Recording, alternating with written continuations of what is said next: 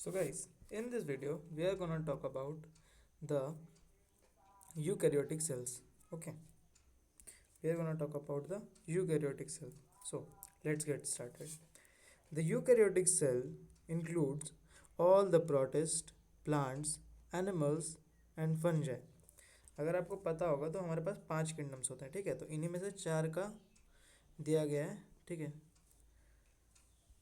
5 kingdoms जिसमें कौन कौन आता है, 5 किंगडम्स अगर हम लिखें तो पहला आता है हमारा मोनेरा, दूसरा हमारा आता है प्रोटिस्टा, तीसरा आता है हमारा फंजाई, चौथा आता है हमारा प्लांटे, लास्ट होता है हमारा animalia. Animalia, okay.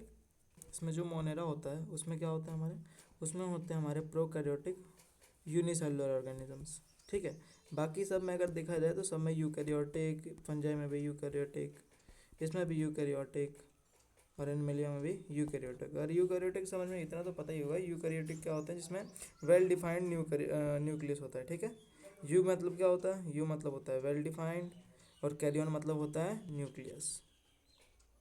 Nucleus, well defined nucleus मतलब न्यूक्लियस पे क्या होती है, मेम्ब्रेन होती है।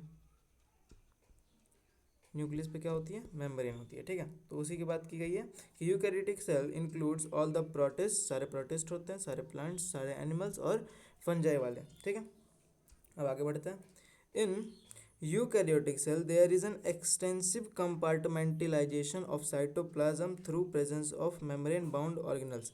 इसको अगर सीधे समझाए तो क्या होता है, हमारे पास अगर एक यूकैरियोटिक सेल है तो ये एक यूकैरियोटिक सेल है, ठीक है। अब इसमें क्या होगी, कंपार्टमेंटलाइजेशन होगी, मतलब क्या होगा, अलग अलग सेल होंगे, उनके पास क्या होंगे, अपने अपने सेल मेम्ब्रेन्स होंगे।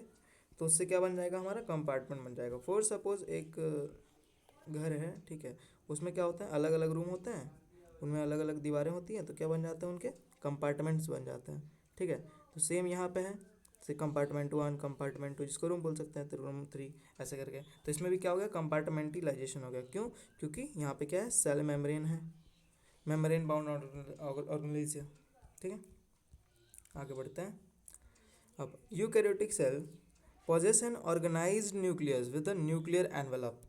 अब क्या होता है हमारे पास यूकैरियोटिक सेल में जो न्यूक्लियस होता है, यूकैरियोटिक सेल में हमारा जो न्यूक्लियस होता है उसमें कितने होते हैं, 2 मेम्ब्रेन्स होते हैं, एक इनर वाला मेम्ब्रेन होता है और एक आउटर वाला मेम्ब्रेन होता है,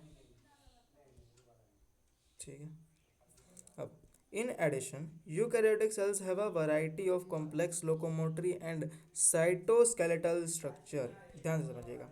अब लोकोमोटरी और साइटोस्केलेटल स्ट्रक्चर क्या है, अब देखिए, एक सेल है, सेल में मूवमेंट का काम कौन करवाता है, फ्लैजेला, फ्लैजेला, ठीक है। अब फ्लैजेला दोनों में प्रेजेंट होता है, प्रोकैरियोटिक में और यूकैरियोटिक में। अब प्रोकैरियोटिक में किस चीज़ का बना होता है, फ्लैजिलिन प्रोटीन का, फ्लैजिलिन का। और यूकैरियोटिक में किस चीज़ का बना होता है, अगर पता हो तो ट्यूबुलिन प्रोटीन का, ट्यूब्यूलिन प्रोटीन का, ठीक है। अब जो फ्लैजिलिन प्रोटीन है ये एक सिंपल है, सिंपल है, और ट्यूबुलिन क्या है, एक कॉम्प्लेक्स स्ट्रक्चर, कॉम्प्लेक्स प्रोटीन है। सो यही कहना चाहता है, ठीक है। अब आगे बढ़ते हैं। These genetic material is there genetic material is organised into chromosomes. अब इनके जेनेटिक मटेरियल क्या होते हैं, जेनेटिक मटेरियल क्या है हमारा, डीएनए। डीएनए, हमारा डीएनए क्या होता है, डीएनए हो सॉरी ऑर्गेनाइज होता है हमारा क्रोमेटिन में। किस चीज़ में, क्रोमेटिन में। डीएनए होता है हमारा क्रोमेटिन में ऑर्गेनाइज, क्रोमेटिन, क्रोमेटिन में ऑर्गेनाइज्ड होता है हमारा, ठीक है। ऑर्गेनाइज्ड हमारे पास होता है इसका जेनेटिक मटेरियल। अब all eukaryotic cells are not identical. सारे यूकैरियोटिक सेल क्या होते हैं, एक जैसे नहीं होते हैं। Plant and animal cells are different as former possess cell walls. अब किसके पास सेल वॉल होती है, सेल वॉल होती है हमारे प्लांट सेल के पास, ठीक है। उसमें प्लास्टिड होता है, प्लास्टिड भी हमारे प्लांट सेल के पास होती है, एनिमल सेल के पास नहीं होती है। Large central vacuole, central vacuole दोनों में होता है, लेकिन लार्ज सेंट्रल वैक्यूल किस में होता है, हमारे प्लांट में, ठीक है। Which are absent in animal cell as जैसे मैंने बताया, ठीक है। One on the other hand animal cells have centrioles. Animal cells के पास क्या होते हैं? सेंट्रियोल्स होते हैं। सेंट्रियोल्स कैसे दिखते हैं? कुछ ऐसे दिखते हैं हमारे सेंट्रियोल्स। हाँ ऐसे करके, ठीक है।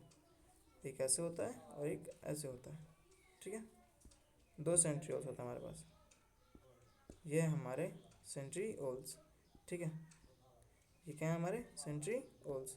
अब ये क्या करते हैं? हमारे सेल डिवीजन में हेल्प करते हैं, ठीक है। आगे चलते हैं।